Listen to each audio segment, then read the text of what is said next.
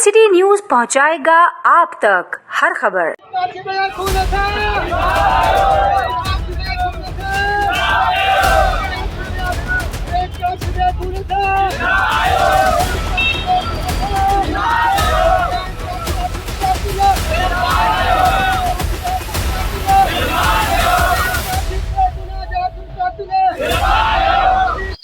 साहब को मेरे पोते के खून के से हिसाब किया जाए।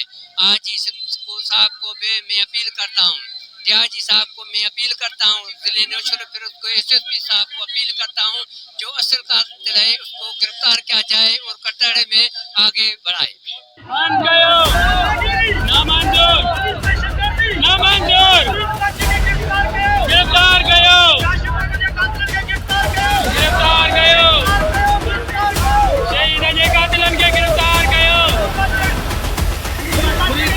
ये 19 तारीख को रात को 10 बजे मुरीद सोलंकी और उनके रिश्तेदारों ने हमारे कौम के नौजवान को काशिफ अहमद को बेदर्दी से कत्ल किया गया। उसकी वाक़े की हमने 5 दिन पहले नॉमिनेट एफआईआर की है। उस एफआईआर के बावजूद बंदे पुलिस के साथाई में भारी रिश्वत लेके पुलिस के घेरे में घूम रहे हैं। कोई गिरफ्तारी अमल में नहीं ली जा रही है। हम अपील करते हैं नौशेरा फिरोज एसएसपी को और अपील करते हैं सिंध गवर्नमेंट के नुमाइंदों को, तो खुदारा काशिफ बामन के रिश्तेदारों को इंसाफ फराहम की जाए।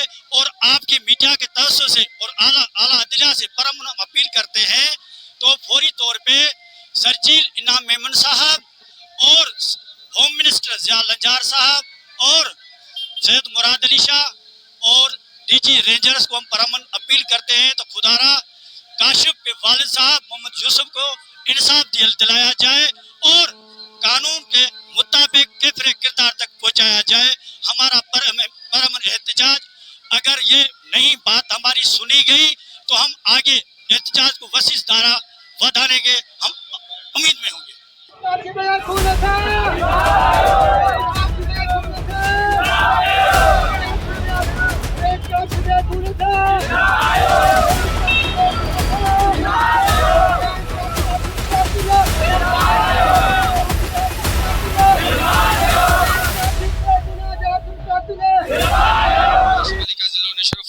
शहर के अंदर रात को 10:30 बजे के दौरान उन्होंने बताया कि अपनी लाश लेके जाओ।